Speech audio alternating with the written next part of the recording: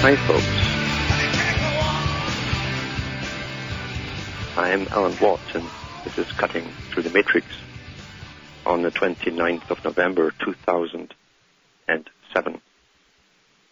And up here in Ontario, it's been 2 days in a row of heavy snow. Heavy snow, which unfortunately has to be moved by very light people, if I'm talking about myself, that is. And that's just the way it is at this time of year.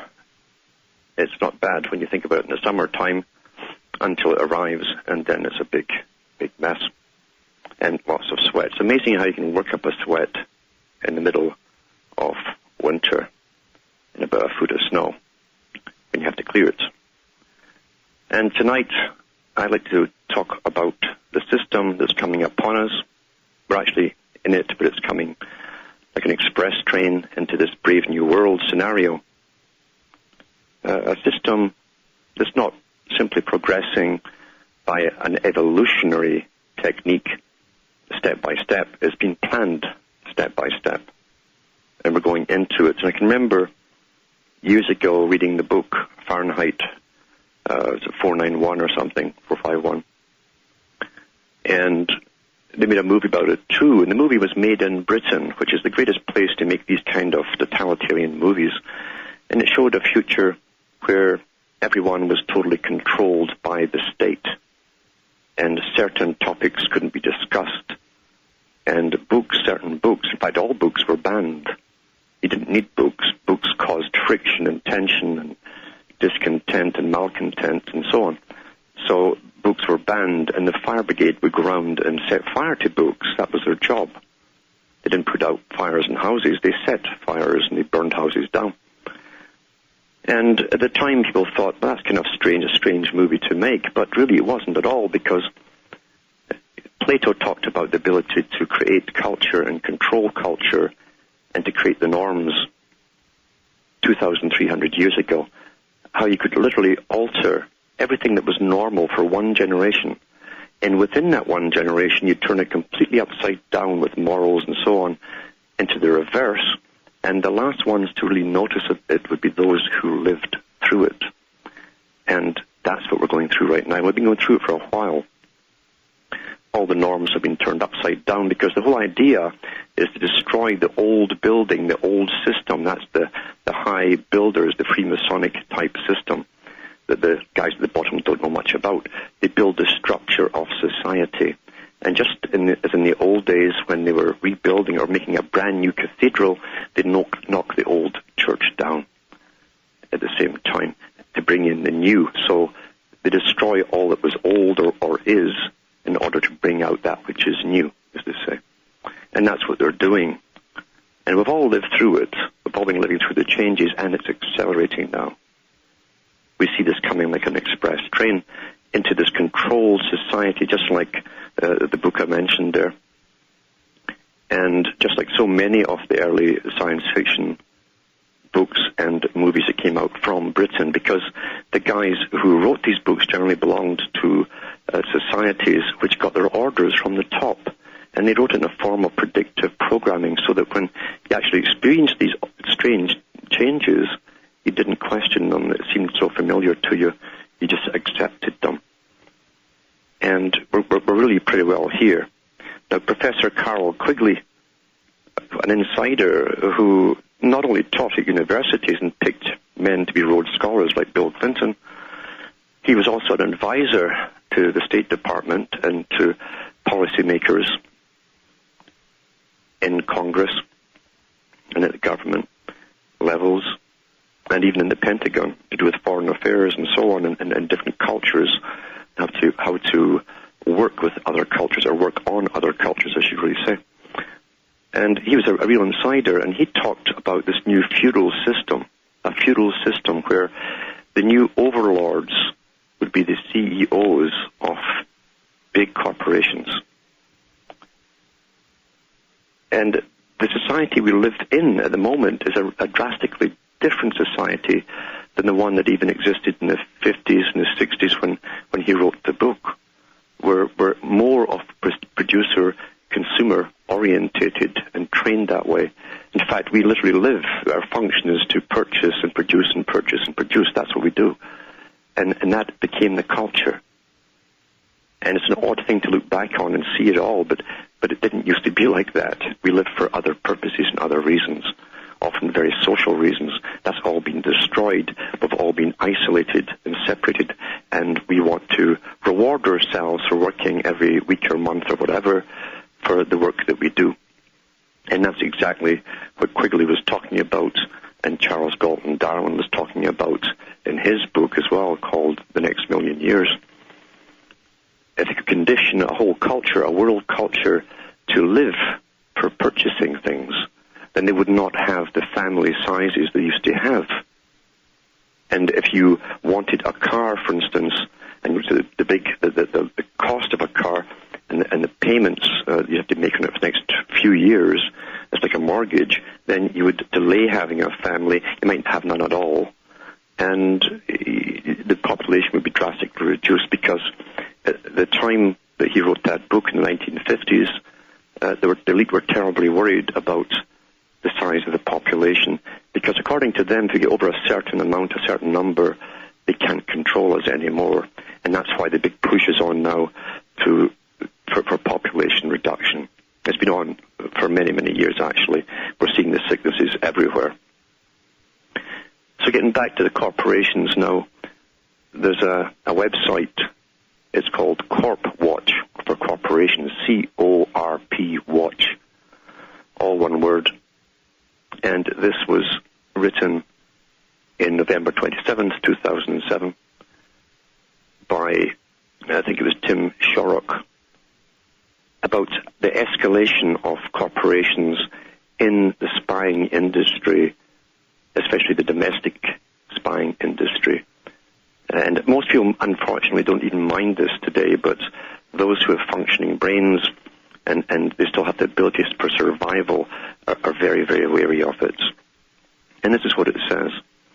A new intelligence institution to be inaugurated soon by the Bush administration will allow government spying agencies to conduct broad surveillance and reconnaissance inside the United States for the first time, under a proposal being reviewed by Congress.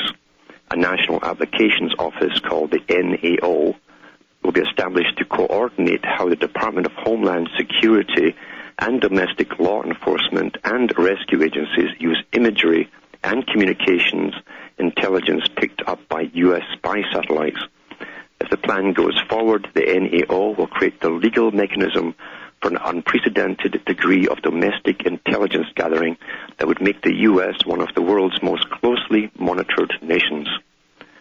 Until now, domestic use of electronic intelligence from spy satellites was limited to scientific agencies with no responsibility for national security or law enforcement. And that's true.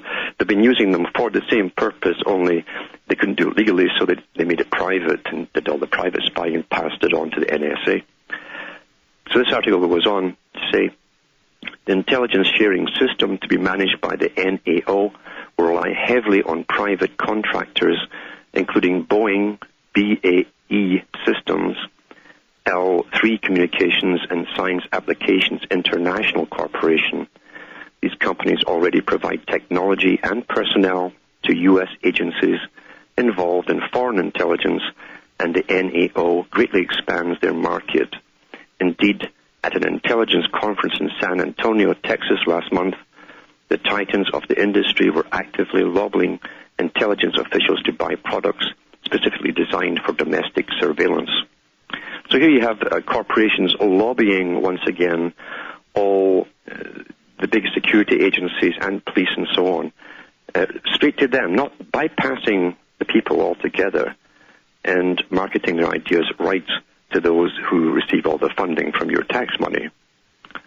The NAO was created under a plan tentatively approved in May 2007 by Director of National Intelligence Michael McConnell. Specifically, the NAO will oversee how classified information collected by the National Security Agency, the National Geospatial Intelligence Agency, and other key agencies is used within the U.S. during natural disasters, terrorist attacks, and other events affecting national security. The most critical intelligence will be supplied by the NSA and the NGA, which are often referred to by U.S. officials as the eyes and ears of the intelligence community. The NSA, through a global network of listening posts, surveillance planes, and satellites, captures signals from phone calls, emails, and internet traffic, and translates and analyzes them for U.S. military and national intelligence officials. Now, this is one of the biggest growth industries in the U.S. I think it's all that's keeping it going right now, to be honest with you, because most of the manufacturing is done in China, as we know. And this is to bring the global prison camp near to the United States, because I've always said as the U.S.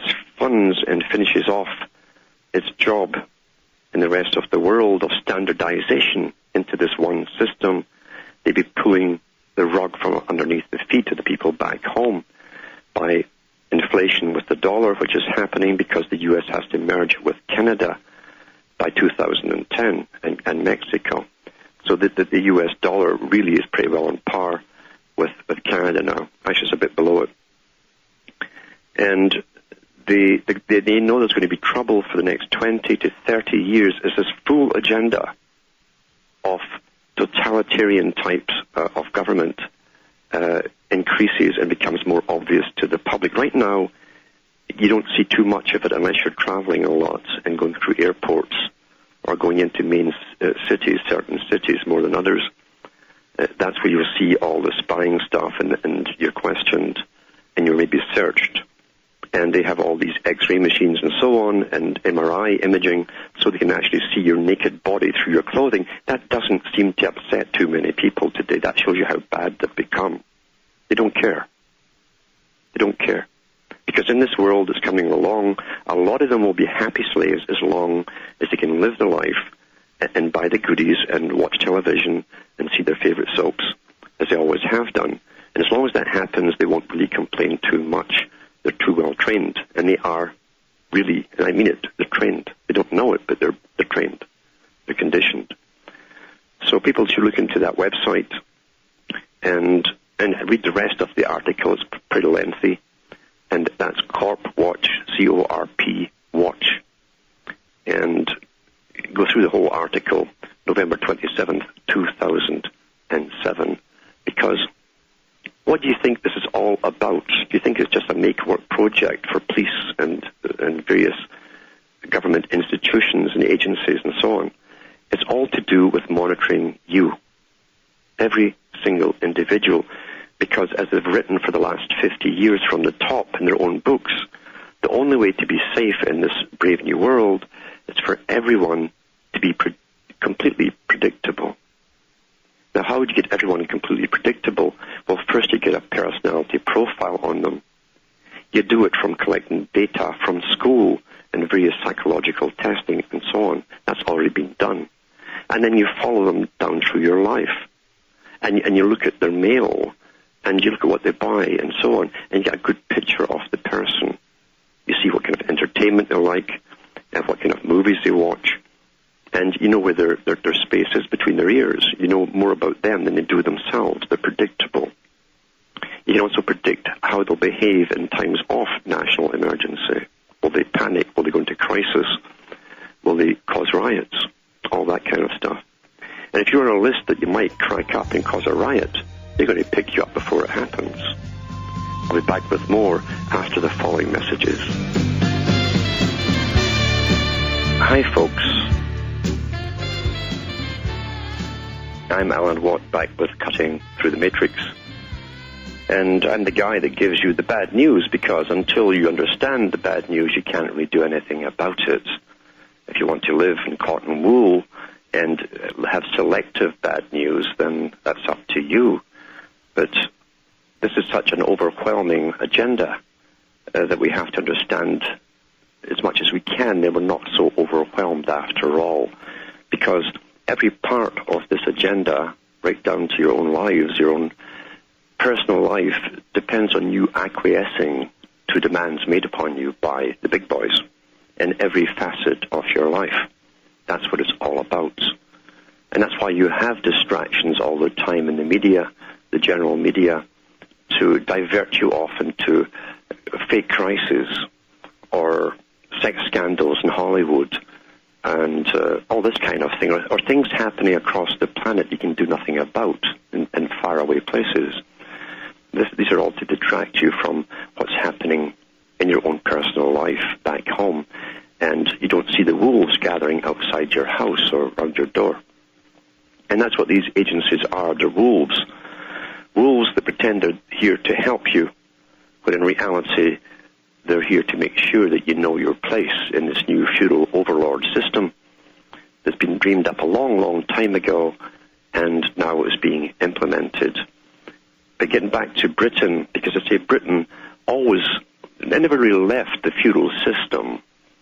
In fact, when they went into this cover called democracy, a plan used and an agenda used to make the public think they had rights, for a short time, that is, until they brought in the brand new system, this one we're coming into now. They gave us this thing called democracy, and that way there were no riots for quite a long time, and people stopped demanding rights because they thought they had them. It's a very good trick. It works very, very well. But in reality, Britain was a pretty damp place to live in most of the time, but it was also a depressing place. A lot of places in Europe, because they're so old, have an aura about them because of the officialdom that runs those countries. They're very socialistic, which means they don't like the social people. It means that everything to do with the social people is run by bureaucracies, layers upon layers upon layers of bureaucrats dealing with everything in your life. From school right up through onwards for the rest of your life, it's all to do with agencies and bureaucracies. It's an oppressive type system. They never had that little bit of freedom that they've had in the U.S. for a short time, because now it's getting taken away from them too. And the school system in Britain too used to be very, very rigid. It was, in fact, it came out of the military. A lot of the teachers who started the first schools in Britain for the general public were recruited from the military. And even when I went to school, you had to line up outside the school doors in the pouring rain or the snow or whatever, and regimented lines, and you couldn't move. Anybody moved, and the whole line had to stand there until the teacher decided we're all punished and so on. That's how it used to be. However, here's where it's going.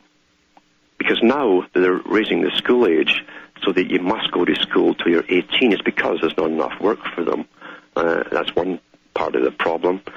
And by the time they're 18, then they can go on Social Security and get some benefits and stay in the pubs.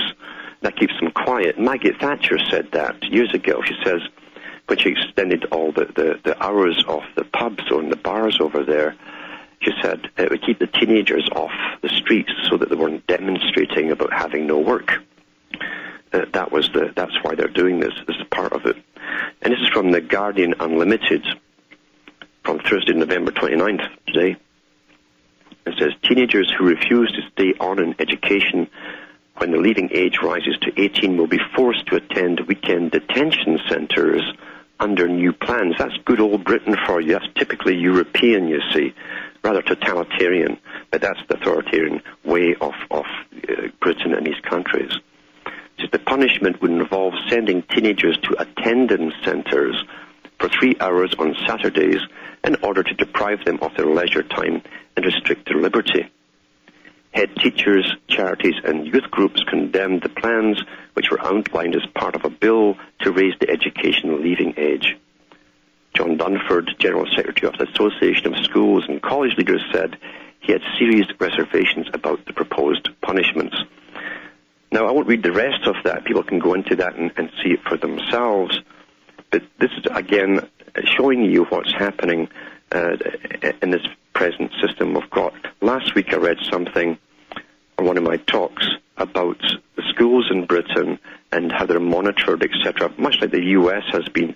And this is to get a generation used to walking through a gate, being monitored, searched, maybe even strip searched if necessary, and living in a locked school.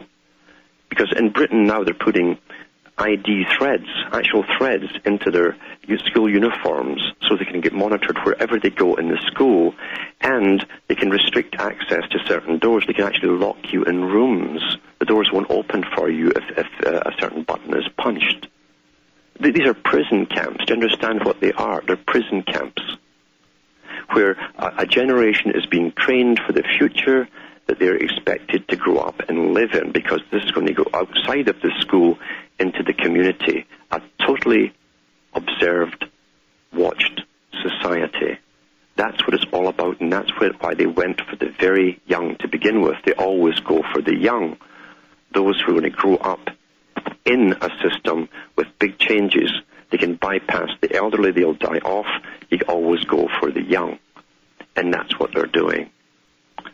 So they're putting the school age up until they're basically young adults, 18 years of age, and going to send them off to detention centres if they don't comply. So they're all getting trained already to live in forms of prisons. And that's how the system in Europe has been for a long, long time. It was a disguised prison camp, even when I was growing up. Because even when you hit 15, they'd start coming around the schools for employment duties and so on. They'd send officers around from the government to interview everyone, whether you were staying on a school or not, didn't matter. And they questioned you and gave you quizzes and all the rest of it. And what they were trying to do was to fit you in and train you for a specific career. That's called school to work. It was copied from the Soviet system. It's now in the US now. They train you for school to work. The idea being that they'll find out what you're good at school and train you for something where you'll benefit the society that's been created, not something that you will choose for yourself. The Soviet system. And the Soviet system was the greatest test bed for all of this, because that was a huge prison camp where the inmates didn't even know they were prisoners most of the time until they tried to demand certain rights or even get out of the country. And then the walls went up and they were bounced right back. It was a big laboratory for social experimentation. And it was done so secretively because the West, at least the public of the West, weren't told what was really going on. However, at the very top of the Soviet Union and in Britain, MI6, and the CIA, they were all sharing the same data because they were all in it together. They were all bringing a future together where they'd have to understand people much, much better than they did at the beginning. That's what it was all about. And you'll find even with the Rees Commission that looked into foundations, the big Rockefeller, etc. foundations, this all came out in the open. And we'll be back with more of this after the following messages. Hi, folks. Alan Watt back with Cutting Through the Matrix. And just before the break, I was talking about how the Soviet system it allowed itself to be a big experimental base for testing various techniques on the public and also in the classroom. What's interesting, even when they were going to destroy the people at Waco, people who can remember that far back, most folk can't remember very much these days, even a few years ago. But when the government had the standoff at Waco, they brought over some scientists from Russia, and one of them brought a gizmo over that was used in classrooms. He was the inventor of this little gizmo, and it used a form of magnetic energy. And we found out from him on Canadian television that every classroom in the Soviet system had one of these boxes on the teacher's desk. And when it was switched on, it made the students very quiet and relaxed and calm and quiet. And they didn't ask any questions. They just sat and listened. That's the effect it had on the mind. Now, for those who've heard me talk about HARP, etc., that can also do the same kind of thing. HARP, the HARP project, the HAARP project, with many bases, one in Alaska, one in Greenland, and some in Iceland as well. There's a couple in Iceland. and there's others across the world, they can also do that, and that's in the Weather Warfare Treaty at the United Nations. You can do a whole range of things. But they use these little boxes in the school classes, the schoolrooms in the Soviet Union. And behaviorism was used. Behaviorism, the kind of techniques that Skinner was into on how to remake people, basically, understand their minds and remake them into what you wanted them to be, was used extensively on them. Tremendous experimentation. And everything we think is normal today is not normal at all. It's completely different from 50 years ago as that was from the 50 years before that. We take things for granted because we adapt so quickly. We're the most adaptable species on this planet. And, as I say, the big foundations, they're part of the intelligence agencies, in fact. They fund NGO groups, non-governmental organization groups, big groups, and give them millions and millions and millions of dollars to set up huge office complexes and give them pension funds and all the rest of it, these NGO groups that you think are charities, to demand certain laws get passed by governments so that they become lobby groups. And that's really how the Soviet system worked, because Soviet means rule by councils. And the people under the charter, it sounded wonderful. The people would have a say and they'd demand what they wanted. But the Politburo picked the leaders of these NGO groups, and they did all demanding that the Politburo wanted. That's how it worked there. Here it's the same thing, really. The big foundations like the Rockefeller Foundation fund the NGO leaders, and they come out and on behalf of the people, of course, and demand that certain laws get passed. The laws all head us towards the same Soviet-type system, by the way. And the book called Foundations, Their Power and Influence was written with an expose of by Norman Dodd, who was one of the investigators for the Reece Commission, into the power of the big foundations, these non-profit foundations that are worth trillions of dollars.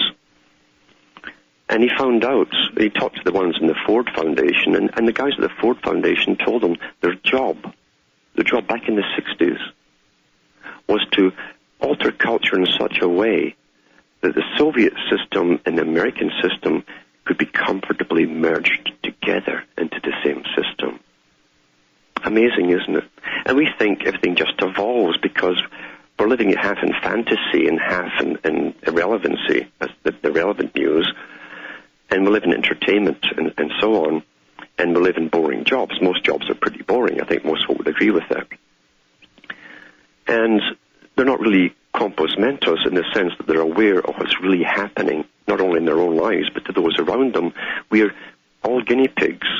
All guinea pigs. The only difference is the scientists who run this whole show know exactly how to alter our behavior into the next way that they want us to be, the next society, the new society, the global society. And for over 100 years, these same big foundations promoted globalism under the guise, to get a lot of people working towards it, people who are very nice and often altruistically minded and anti-war and all the rest of it, thinking it was going to be a wonderful utopia and lots of freedom. But of course they're liars at the top. That's how you rule peoples. You lie to them. That's always been the way. Read your history books. Read Francis Bacon. Read the books that he wrote for the king on how to run the public. When he told the king, you must always mislead the people. It's best not to let them know what's really happening. And nothing has changed. We've been heading towards this supposed utopia, and it's going to be a hell on earth. A hell on earth, and it's becoming that way already.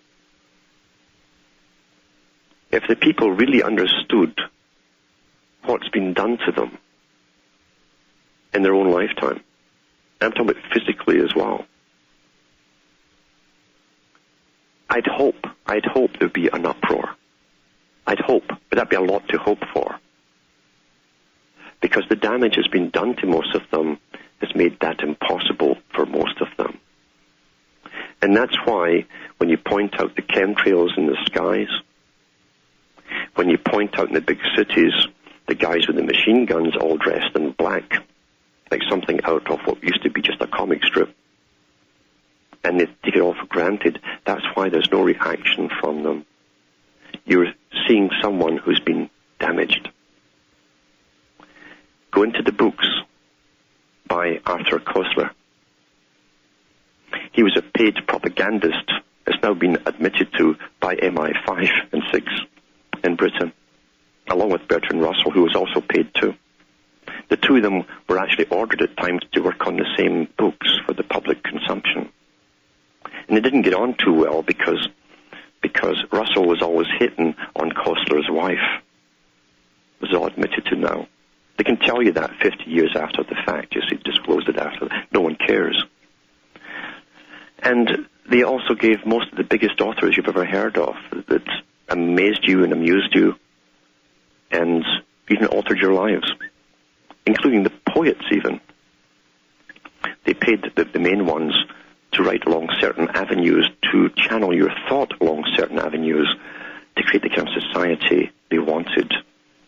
They gave us pretty well everything that we thought was our culture. No big surprise in that, going back to Plato. Plato's Republic is a must-read. He talks about this coming utopia for the guardian class, the elite aristocracy, where it would be easy to alter culture. He goes through what's necessary to alter culture and what culture actually is. And he talks about a music industry 2,300 years ago. And he called it industry. And a fashion industry. And a drama industry. Because he said the public mimic what they see on stage. And they dress the way that they see their actors dressing on stage. And they sing the songs, parrot fashion of the songs that they hear. Music was so powerful back in days of Plato, he wanted musicians to be licensed because it had such a tremendous effect on the youth. So even then, they wanted all culture under the control of the guardian class, the elite. And he said himself that anything coming from the grassroots could have such unseen consequences by rippling effects. It would knock any plan haywire. And therefore, all culture would have to be approved and given from the top down to the people. And every major character at the top who's had a big, big, big following towards this new social culture creation agenda, like Bertrand Russell and Wells and many others in Koestler, they all were paid by the same agencies that gave us our culture, which were also your spy agencies. And you thought we were just evolving. Nothing's further from the truth.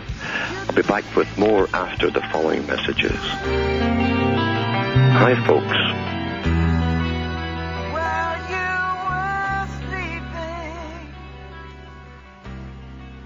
I'm Alan Watt, and we're cutting through this pretty nasty matrix by giving the bad news, which many people don't want to hear, and that's okay. They can turn on television and laugh at some silly show, as they're being conditioned with little messages in that show. And that's their choice. We're all going through a time of incredible choice-making and decision time. That's what it's all about. Everyone on the planet is going through it that's under this system. And we know, I think everyone knows deep down, that this craze for rushing off to buy nonsense from stores is a way to fulfill our lives by collecting junk from China. It's funny how they used to call the old ships in China, because they're called junks. And we're buying this stuff that doesn't last long, it's not meant to last long, and rewarding ourselves like trained rats for pulling the levers and getting a seed. We run out and buy all this junk all the time. It's a substitute for pleasure that's supposed to come from human contact and living amongst people with this social interaction, because we've been reduced down to little boxes we call rooms, homes, or apartments, time that back in the 50s and 60s, Marshall McLuhan was talking about the professor, the guy whose material was used extensively by the CIA and other agencies because it's to do with perceptions and how people perceive things. How if you can understand how perceptions are induced, then you can understand how to correct them, as they'd say at the top, correct misperceptions. Your misperception being how you really see things. They want to give you a false perception. If they give you a false perception, then you're now safe. And he understood this, but he saw a time coming where everyone would be communicating with people across the planet, not as person to person, but as isolated voices in the ether, where there'd be no physical contact. He knew it was coming back then, because a little birdie told him. These guys don't come out with these ideas themselves. Little birdies tell them. You see, whisper it in their ear. The future's always planned in advance. That's why powerful people, institutions, and aristocracy, very old families, never lose power. They plan the future that you're going to live through, and your children are going to live through. Otherwise, in a society of freedom, they might just lose power, wouldn't they? They can't have that. So they create the system, and they give you your perceptions, and even give you new social values. All the time you'll be given new social values as you knock down the old ones. And any value that caused cohesion within society has been pretty well destroyed by design. The people follow along, never even noticing it. They see the fallout, but they can't figure out why it arrived at this point. They just can't figure that part out. Because most people are never really conscious going through their day-to-day affairs. Wild animals have all their instincts working, and a wild animal on its route, on a circular route, even wolves do this, they'll examine everything on that route for any changes in its environment, because any change could be a potential danger. But the general public take everything in their stride. They don't even look up from the sidewalk, generally, from the pavement. They don't even look at the sky anymore to see the spring above their heads. That's why there's so much of it going on now, because the ones at the top know. The very few people will even notice it. That's quite the knowledge, to know that most people, millions of people, won't notice what's been done right over their heads. Isn't that a sad statement on what's happened? They don't even look up anymore. They look in shop windows and everywhere else, but they won't look up. Earthbound indeed. And how did all this start? What happened to their minds? Well, getting back to Arthur Koestler with his book. Now, these guys were paid to write fiction and non-fiction books, just like H.G. Wells was paid. They were propagandists for this regime. And Koestler talked in The Ghost Machine about different think tanks and laboratories that worked for the United Nations, finding ways to destroy that part of your brain that gave you your individuality. They called it the ghost in the machine, the complete wholeness that is you, the uniqueness that is you, would have to be destroyed for world peace, they said. Therefore, they had think tanks set up with laboratories in different areas of how to do this. They used psychology, that was part of Koestler's methodology, and persuasion. That's why they wrote novels as well, to make you excited about the changes, because they dress up with nice colors and so on, always lying to you, but make you want to. But they also used physical means and chemical means. And the physical means they use, of course, we know, were lobotomies and different techniques like this. But they also used chemicals that were manufactured in biowarfare laboratories that would catch on to certain uptakes in the bloodstream that go right to your brain, specific parts of your brain, and cause inflammation and destroy it. Your IQ would drop a little bit, perhaps, but you become passive.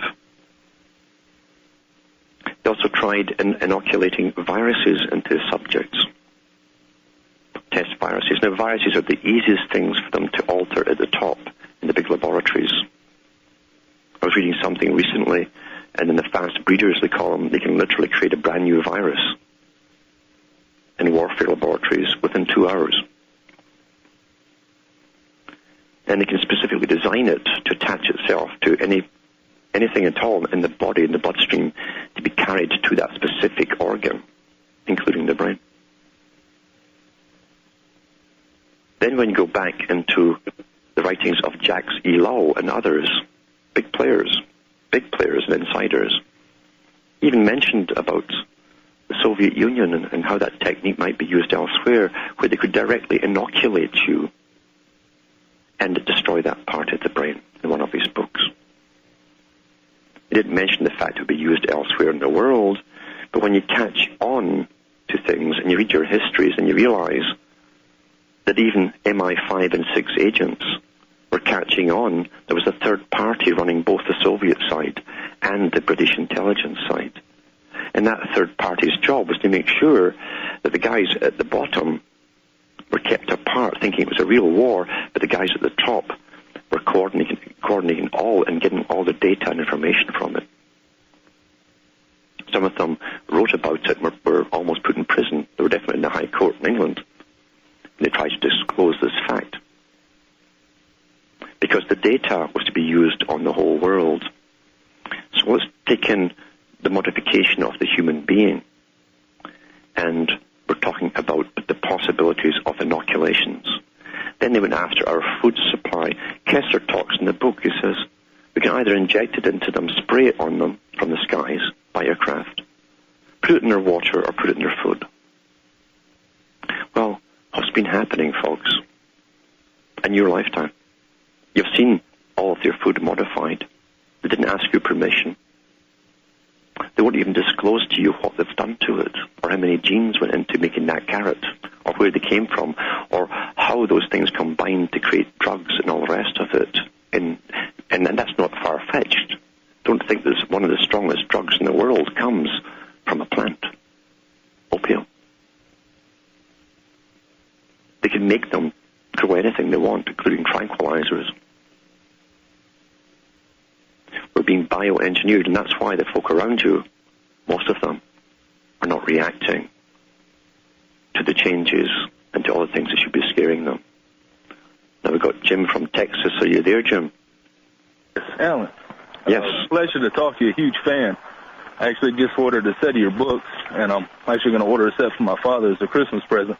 I don't think you really you push your books that much. I think people need to get into them because it's just some really great info. But what I was going to ask you is I've noticed myself, and for most people that, seek truth and question things, it's more of a lifelong process. I remember being as a child, always questioning and wondering and, kind of thinking this is all, a play or, fake. You could tell it wasn't real. Mm-hmm. And I was wondering if you could touch on it for a second, if most people who are going to wake up are born that way, or if people, if that's something inherent at birth, or if people can be transformed. Oh, okay, hold on, and we'll talk about that when you come back from the break. Okay. It is murder. Hi, folks. I'm Alan Watt, and we're cutting through the matrix, and we've got Jim from Texas on the line who brought up a really important point. Do you want to remake that point again, Jim? Hello? Yes, sir.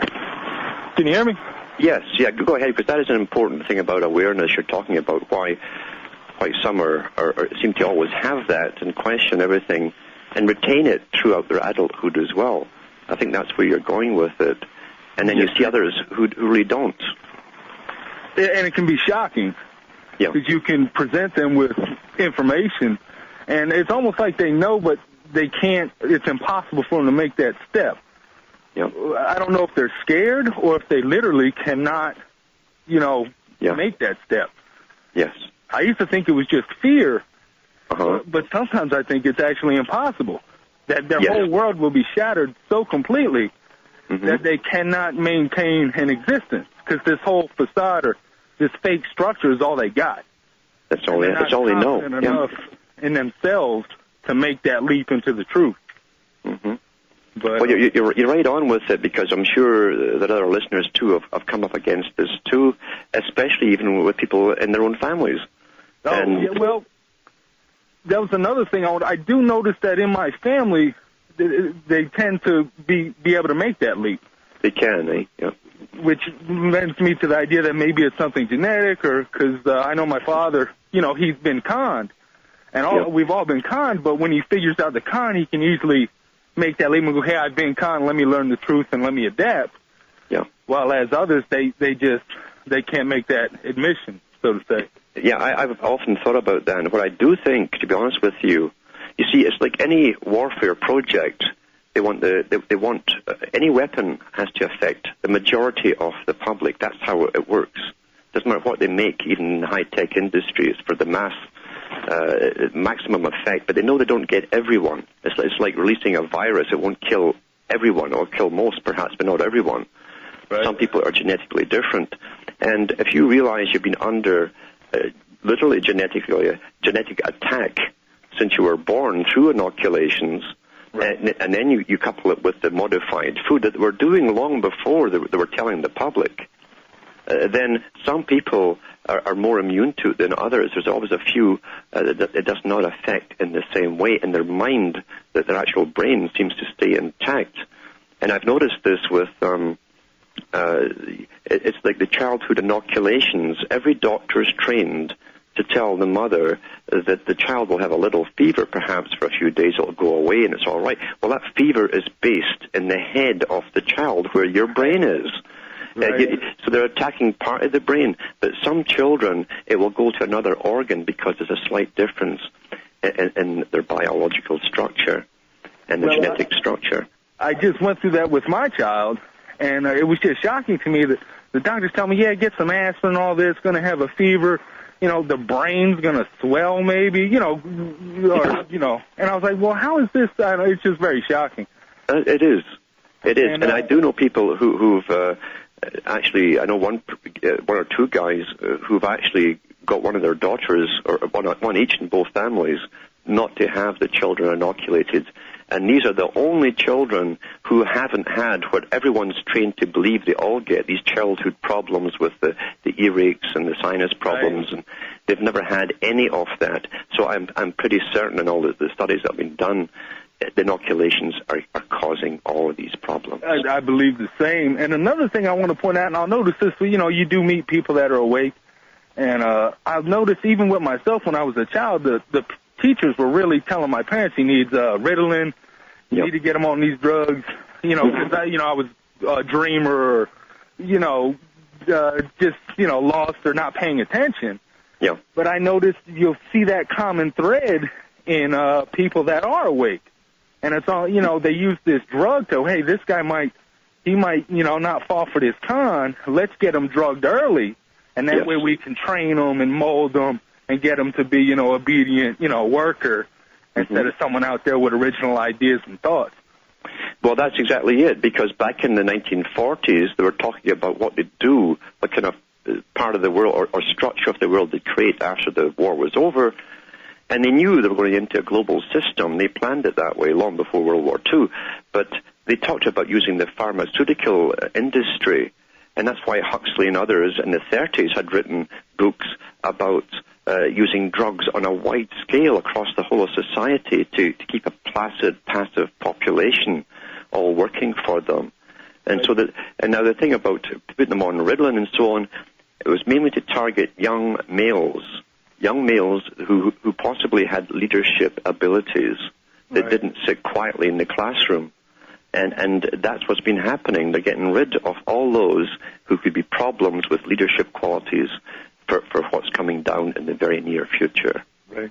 Yeah? Well, I appreciate you letting me talk to you. I'm, like I said, a huge fan, and I can't wait to get my hands on your books, because I read some of you put up, samples on your website. Yeah. And it's like I've been searching. I read I read Quigley and all these guys, and, a lot of the guys you recommend. But when I saw some of your work, I just think it's really what I've been searching for. No, thanks. Get my hands on. Thanks for ordering them. I hope more people do, because that's what's keeping me going. Yeah, and I don't get paid for these shows, you know. And it would be such a tragedy to see you go off the air, because I enjoy your work so much. And at the same time, people need to get these books now while they can.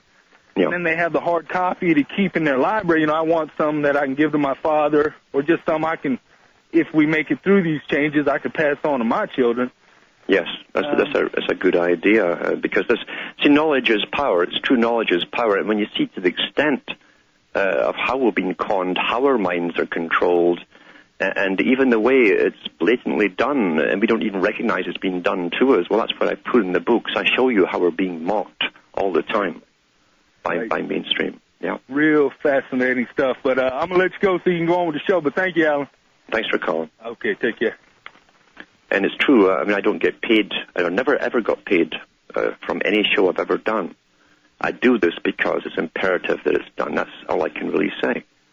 And if anything ever happens to me, because we know the censorship is coming down, and all media is coming down now, past all the laws, then maybe for a little bit longer I can keep all my sites up on the Internet and look into Alan Watts Sentinel for free downloadable transcripts in tongues of Europe, look into cuttingthroughthematrix.com, and I'll keep those going as long as I can. But the time is coming, it's coming very quickly, and I've noticed that even in other talk show hosts, they keep you diverted into the mainstream trivia or voting and all this kind of stuff, and they're becoming, in a sense, politically correct. It's okay to complain. Governments have always expected the people to complain, and so they give you champions who do nothing but complain. And they also roll in the money, too, while they're complaining, and that's organized opposition. They always give the public their leaders, and they plan it. They've always planned it this way and done it this way, done through the centuries. And the public follow the Pied Pipers. I'm just trying to tell you what's really happening, because we don't have much time. We don't have much time. And I know, too, the businesses that run the airwaves, even the ones I'm on, they are businesses. They depend on this moneyed structure. They depend on selling stuff to keep themselves going and to pay off their engineers and so on. They've got to pay everyone. We're living in a commercialized system, and unfortunately with the commerce, it can lean heavily on your ability to say what you want to say. So we have this window of opportunity. Rockefeller has his, we have ours, and they will close this down eventually, and they'll pick guys like me up, because I'm not authorized to be out here doing what I'm doing. I'm not authorized to do it. And one day I'll get picked up, and that'll be the last you'll hear of me, and that's just the way it is. And that's what you expect. But at least I'm getting the facts out to the people to show them how we've arrived at this point and where we're going with it all. And it's so true what the last caller said.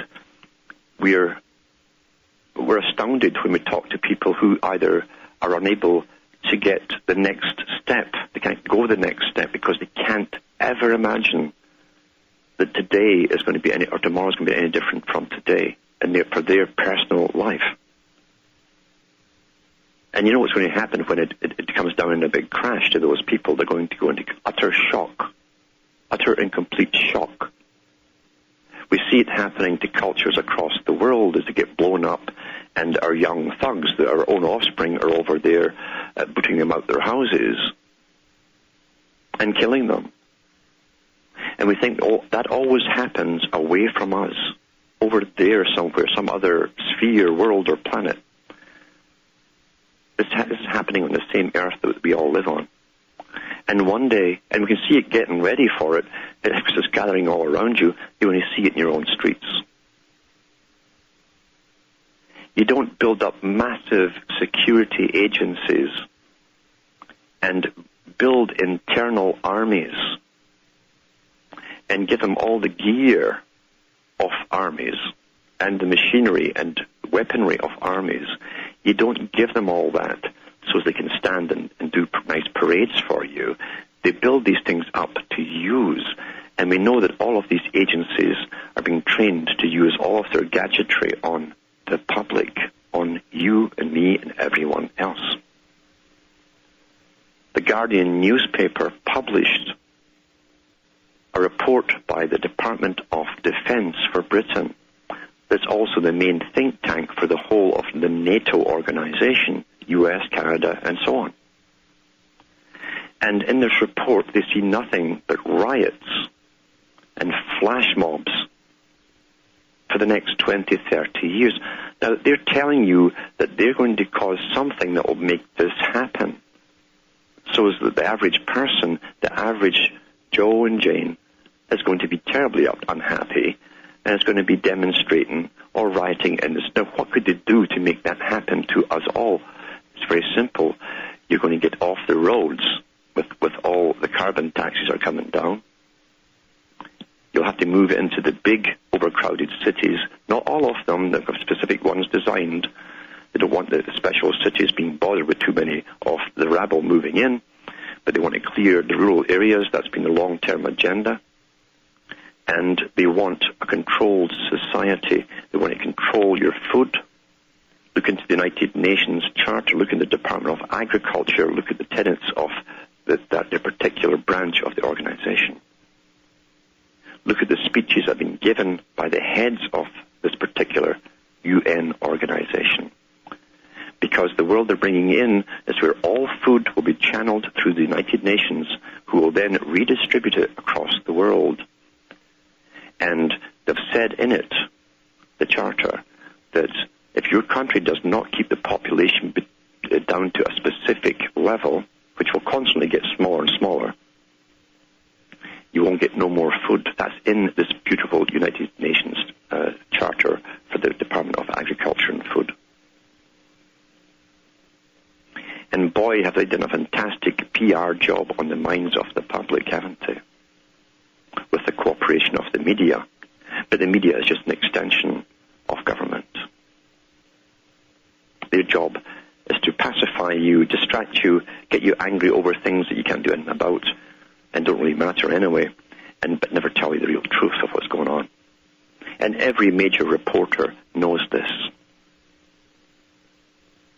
Why do you think all the big newspaper barons go over to Britain to get knighted by Her Majesty the Queen?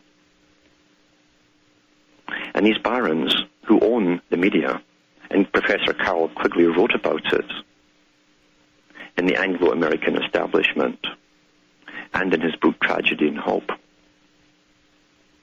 These barons dictate to all their employees what the rules of the game are, and right down to the lowest reporter. He knows what those are, and he will not rock the boat. It's quite simple how to control information. And the time is coming rapidly when the few who give you out pertinent information will be simply gone. And you probably never ever know where they went to. That's coming quickly. Now we've got Solomon in Canada. Are you there, Solomon? Hello, Solomon? Yes, hi. Can you hear me? Yes, I can hear you. Go ahead. Wow, that was fast. So I'm just calling in to say that it's great to hear you on WTPRN. I used to enjoy your files. I downloaded them off your site. And I got a comment and a question. First comment is, one of the areas where I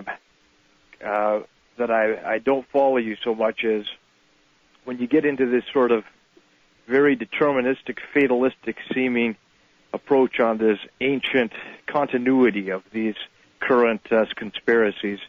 I'm a little skeptical there. Mm-hmm. But what I'm wondering here is, and I'd like to get your comments on, is I recently read this book called The Franklin Cover-Up by Jean de Camp, and he did some extensive interviews with... Hold on, and we'll go into that when we come back from the messages. Hi, folks. I'm Alan Watt, back with Cutting Through the Matrix, and we've got Solomon from Canada on the line here talking about the book called The Franklin Cover-Up by John de Camp. Are you still there, Solomon? Yes. So my question was, I wanted just to get your take on certain dimensions of that book when he talks about the nexus of satanic ritual abuse, CIA mind control, and these prominent officials, political officials, I'm having a tough time getting into the mindset of people. I know one of the foremost people alleged to have been involved in all this is an ex-military colonel, I believe his name is Aquino, and he actually has a site, and I've been on this site, and it has things like he has the Lord of the Rings rewritten from the side of Sauron. He has, and it's hundreds of pages, he has the Empire, or he has the Star Wars epic rewritten from the dark side. Yeah. And I'm really not understanding this mindset at all. This same person is supposedly involved in these horrid atrocities, and I'd just like to get your take on it, whether you think it's still going on, the extent of it, and how can these people apparently be normal professionals at the same time be holding these apparently very unbelievable beliefs? Yeah. Well, there's no doubt that the whole area of this goes back a long, long ways. You're wondering how things tied in from the past to the present, even from ancient times.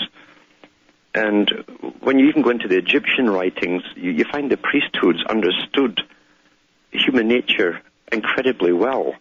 They understood the conscious mind and the subconscious mind, and they knew fantasy and they knew dreams and nightmares, and they knew the effects of nightmares on people, how you remember the nightmares, they stick in your memory if they're very lucid, and how when you went through tremendous times of famine or war or so on, you'd have more and more nightmares, and the public would panic, and then the priest could move in and give them a form of control by giving them or reinforcing their religion. So religion has always been tied up incredibly with methods of controlling the mind. And you always have the open mind, the conscious mind, or they call it the blue. That's why you have a blue lodge when that part's in the open. And then you have the black lodge, that's the subconscious, right down to the unconscious part, the sea of the unconscious mind.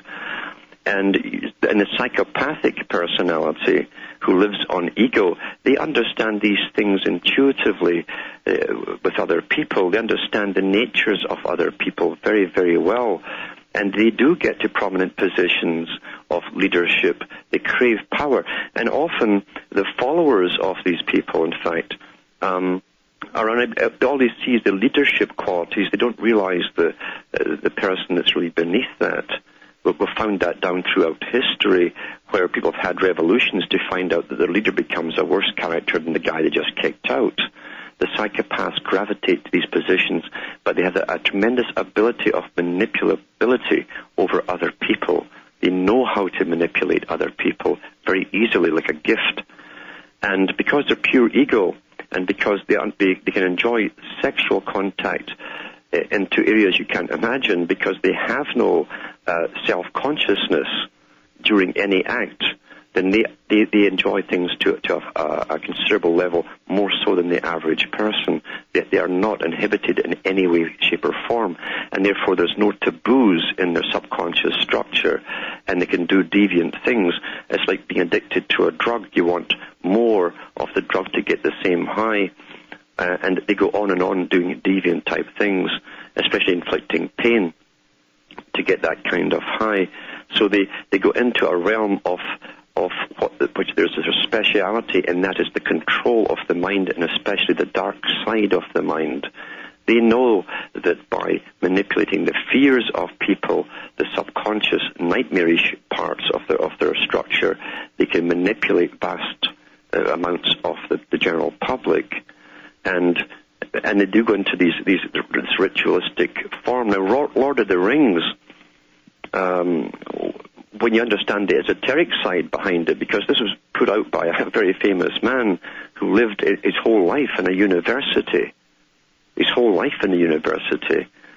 And he was given a chair at that university, who went to such trouble to give an exoteric, enjoyable story, as all books are, even Bibles are, There's an exoteric story for the public, but there's an inner story with rules of the game and a tiered structure of power within the story. And even the characters and the elves and so on are all semblances of the power structures here on Earth, classes, if you like, or aristocracies, types and superior types and inferior types at the bottom, right down to having the dead, those who are never conscious. That means the trained soldiers win the final battle for them. That's what it means.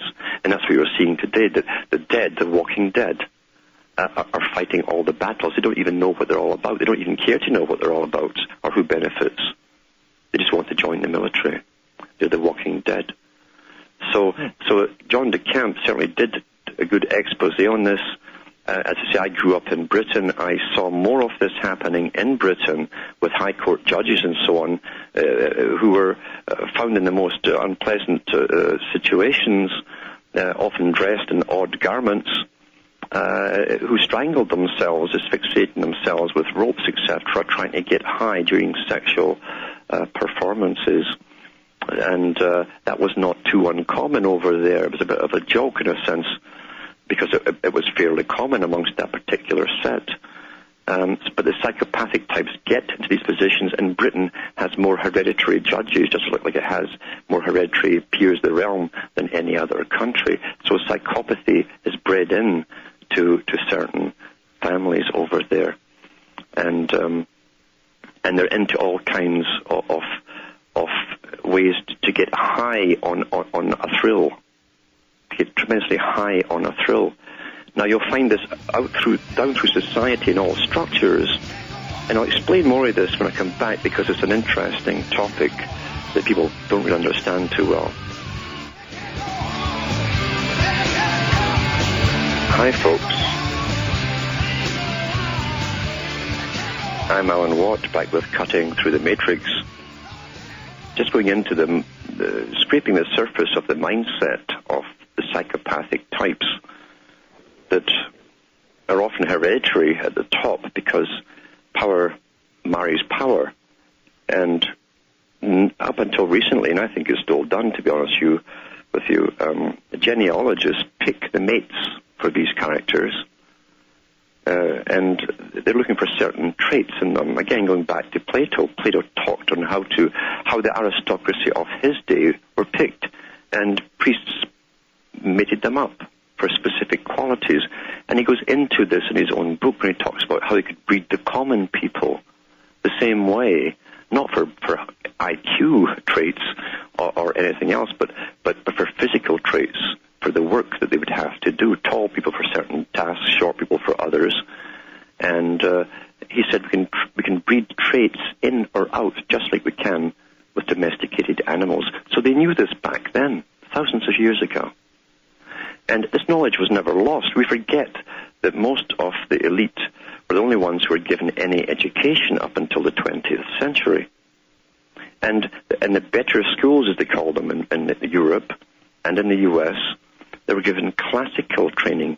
They were taught the histories going all the way back to ancient Greece, to Rome and Greece, and even some of the Egyptian structure as well. And so they were taught these methods, and it's primarily to do with control over the general public and how to create a culture for that public so that they'd never ever question it. They take it all for granted, which the public always do. See? Well, I guess what I was trying to say earlier, and that's actually an interesting analysis you gave of the psychopathic personality. But what I was saying earlier about an ancient sort of to modern continuity, I certainly agree with you that we see a lot of the same works, Plato's Republic and various other philosophical, political commentary that have been used by ruling elites throughout the ages, and there has been a continuity in that sense. But in the sense of a kind of a literal genealogical continuity more than a few centuries, I'm skeptical of that idea, because it seems kind of pessimistic and fatalistic to just say, well, that's the way it always was, the way it is, and probably the way it always will be. It's not pessimistic. I'll tell you why. It's only pessimistic if you think it's fate. This isn't fate. These characters, even in our age, have planned what they see as the future. It's a plan as opposed to fate, you see. Yes, but I think there is a sort of a cyclical rejuvenation of societies in which there's these ruling elites are replaced by sometimes a better, sometimes a worse system, and these eventually become decadent and are in turn replaced. So I think my take is, and I could be wrong, but my take is I think it's a little bit misleading to present it as though it's always the same kind of ruling elites all the way down through the millennia that are still lording it over us. And well, if you look back for the last 1,000 years, you can trace all the British elite of Britain and Europe, the whole of Europe. They still run it yet. It's right through to the Norman invasion. 1,000 years of the same families at the top. That's pretty long, you know. Yes, but whether or not those actual royal families have held power all throughout that, I mean, this isn't just the royal families. This isn't just the royal families. It's a large aristocracy who are all related. That's what I mean. I'm not talking just about the kings and queens, but there is all of the various classes of nobles, and there's literally thousands of them at various levels in all of the European societies. Yep. Yes, those do go back a long way, but whether or not, they have really literally held the pinnacle of power all through that 1,000 years, I think is debatable, because there has been a rise of the merchant class, and there has been an injection of new families of, say, the Rothschilds, I guess would be one instance of that, and many other families into that ruling class, and there's been a give and take, and I think there has been a sort of a cyclical rejuvenation of the ruling classes over the millennia. So I'm a little bit skeptical to just say that it's sort of one line, because that it makes it seem very... Well, here's the thing, though. You see, the Rothschilds and the rest of them go back into their histories, and they go back a long ways as well in the merchant banking system. They didn't just start off as rag and bone men, as the authorized version first told us about in Morley's book. They literally were trained by the best bankers in Frankfurt. And what you find down through the ages, the wealthy, even in Egypt, even invading armies, they would accept certain families of ruling families from invaders into their system, and they always intermarried. So yeah, they'll take on new blood if they're also conquerors and they have that ability to rule over people and they're wealthy. So they don't mind bringing them in to join the big club. The problem is we're at a stage today where they have all these sciences backing them up, and they do see a future that they want to control, and they're doing it through genetic manipulation. They've gone after the food. We can't ignore this and pretend it's not happening. We're eating modified food in Canada. We were the guinea pigs for the whole world here. Yeah, this has happened. This has already happened. And we only found out about it in Canada because Mr. Blair was passing the law to use the stuff in Britain, and an NGO group brought out the documents that the Canadians had been on this stuff for 10 years without knowing. We didn't know. That's how we found out. It's even worse in the States, isn't it?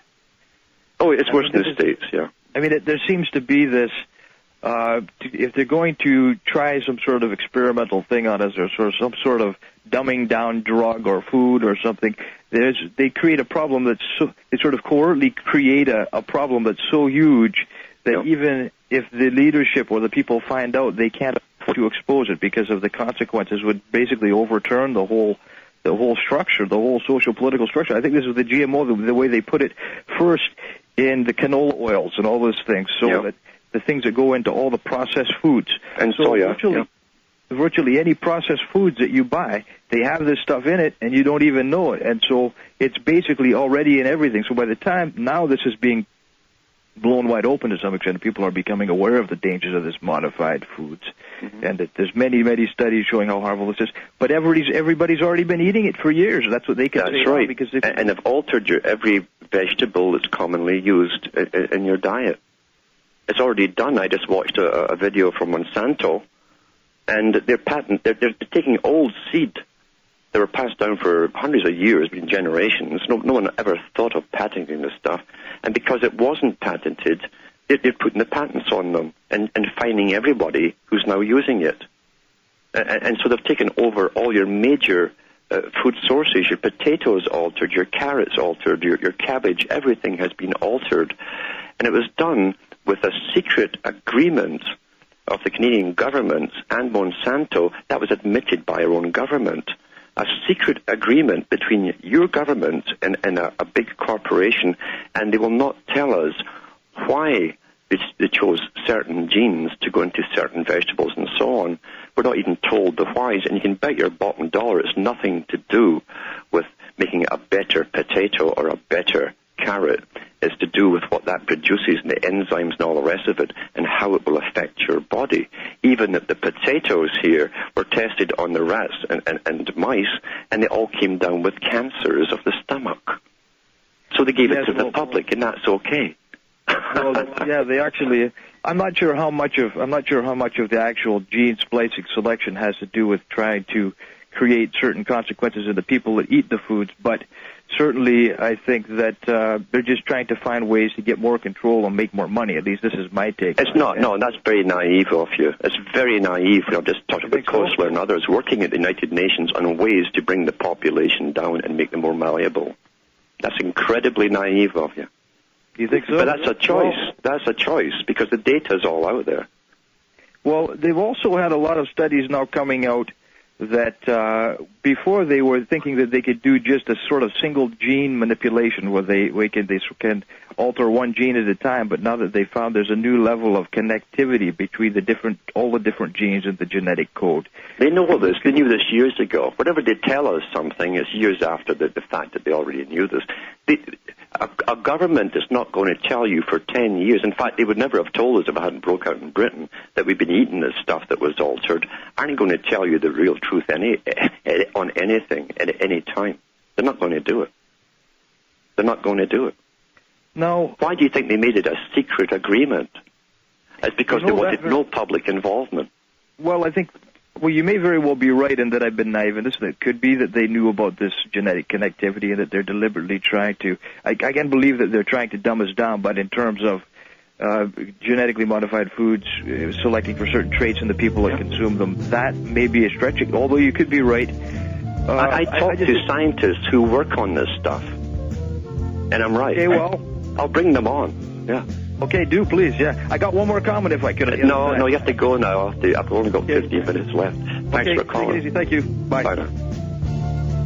Back after these messages. Hi, folks. I'm Alan Watt, back with Cutting Through the Matrix. And it's interesting, from 2 callers ago, from someone who was just making that comment about how people can go so far, but they can't jump across into the next realm of understanding. And Solomon, who was the last caller, is maybe one of them, because I know his mindset. He wants to believe in a sort of hope based on something he can't really explain, but it's that somehow there's cycles, you see. Somehow the bad guys get replaced by good guys who may be more benevolent for a little while. That's like a religion. It's a belief system rather than fact. And again, he wants to believe that you stumble down through history, just through accidents, coincidence theories, as opposed to conspiracies. Now, history is composed of conspiracies. In fact, even going through school when I was very young, I went through the old books on the histories of Britain, and how they'd often kill their parents, or they'd kill their cousins or brothers, kings and queens, and all the rest of it.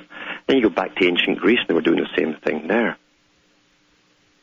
Because the psychopathic types craved this power. Well, it took people in the know to help them carry out these murders, and these were called conspiracies, and these were people in power. And sometimes to hold on to that power, they'd have war starts next door to them. They'd talk to the king next door and say, couldn't have a little skirmish here because the people are getting restless, they won't do what they're told. But in times of war, where there's a threat from those guys over there, the people pull in and surround their king for protection. And that's how they maintain power. So war's always been used for this same purpose, for gaining more control over the public and taxing them in ways you wouldn't normally tax them. They'd complain too much. But when you think you're going to get threatened, you don't question why your paychecks get smaller and smaller as taxes get bigger and bigger and go to pay for all these big security agencies to spy on you.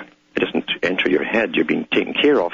And we end up in a double think where we want to believe we're being taken care of, We do want to believe that because we've been trained to believe that. We've been trained that the people come out of special wombs, and they're faceless, most of them, because we'll never meet them, and there are layers of them that just want to take care of you in this big, strange, abstract organization called government and governmental agencies and bureaucracies. And yet the history shows the opposite is true. The more you become estranged from what's happening in government, the more horror is put over on the people. That's why they managed to do in World War II in Germany such incredible killings of people on purpose, by design, by plan, because the bureaucrats never saw the victims. This is in all the major history books. They're all numbers and categories. And it's much easier to push from the top on down to the guys who do the killing at the bottom when you have nothing to do. You don't see that these people at the bottom. They're all numbers and figures, and you have organized bureaucracies dealing with it. That's why it was so efficient. And what's even scarier, and this is no conspiracy, it's fact, a lot of the guys who are now in charge of this system helped build up the Nazi war machine. George Bush's grandfather was charged with trading with the Enemy Act through the bank in New York. They helped fund the IG Farben Corporation, an umbrella organization consisting of ITT that made the Focke-Wulf fighter and all these other ones, and Ford and GM and all the rest of them, and the Baxter Laboratories and others were all parts that created the Nazi war machine, funded from London and New York, the big banks, on behalf of the big elite. And that came out during the Nuremberg trials. And IG Farben, the corporations that comprised it, sent dozens and dozens of lawyers over to the Nuremberg trials with lots of money to try and bribe all the judges and the guys who were questioning, to bribe them off away from this subject of the fact that American and British corporations had funded this whole enemy that we'd just been fighting for 5 years. The Crimes and Trials of IG Farben, good book to read. Everyone should go through that one. It has a lot of that stuff in there. You know, the stock market carried on as usual during World War II. And they just put dummy companies in Sweden, a neutral country, and Switzerland, a neutral country. And they were making massive profits off this war. Your own people at the top, again, this lovely aristocracy, were making billions of dollars on slaughter. And guess what? They still run these countries today. Quite amazing, isn't it? You don't have to label it all as conspiracy. It's just a plan. Just a plan. We live a plan. And it's not to make it sound fatalistic. You see, the only way it will alter is if we actually are conscious of what's happening and we're conscious of this plan. And we dare to make the leap across and say, my God, I'm free-falling here. I have to let go of everything I've ever been taught to believe in. If you want truth, that's what you do.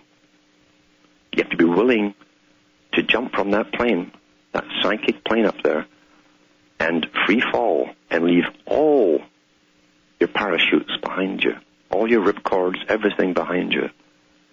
Because truth doesn't come packaged to suit you and make you feel comfortable. It's a naked blade. It can be terrifying. But once you understand so much, you start to lose the fear because you're not being confused anymore. You're not confused.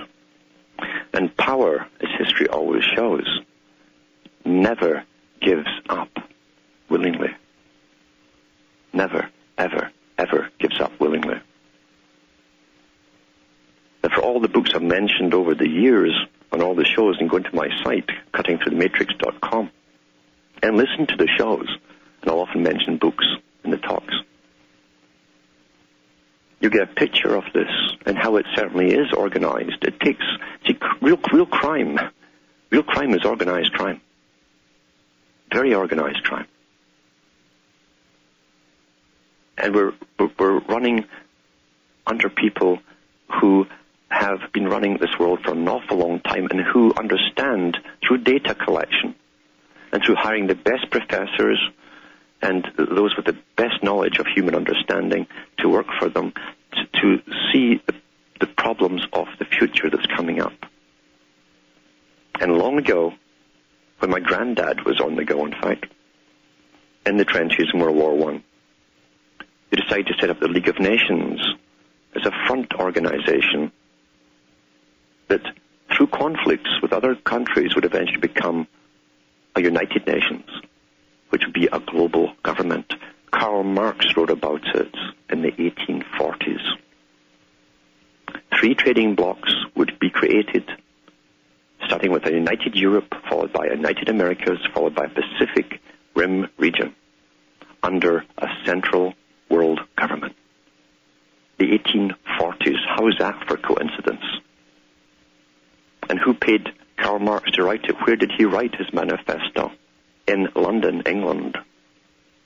Well-financed, well-backed, and even had the first supposed working men's conferences there, international, where all the anarchists, the top paid ones, came in, the front ones who ran those kind of societies, came in and had it, and gave them the biggest theatres in London. Britain never, ever allowed any organization to get anything out if it was a threat to Britain. Believe you me, they nipped it in the bud right away. And they didn't go to trial, they just disposed of you. So Karl Marx was authorized to go out there to get the dialectic started, because the working people, as they knew, were going to demand their rights. They already had the Chartist movement. And if they allowed this to continue, anything could happen. They could lose their power. So they gave us all the heroes to follow. And it's been that way ever since. And that's why, regardless of which power gets in, left or right, the UN agenda continues on. H.G. Wells wrote about that in 1920. He also wrote The Open Conspiracy, meaning it was all published. It's just the general public would never read it. And he was quite right on that. We like to be amused. Today, the public can't tell the difference between fact or fiction, thanks to incredible indoctrination through television. They can't tell the difference. And that's a form of mind control. When your day is full of fantasy mixed with reality, you're in trouble. And that's what I'm here for, is to wake you up. From Hamish and myself up in a snowy Ontario, Canada, it's good night, and may your God or your gods go with you.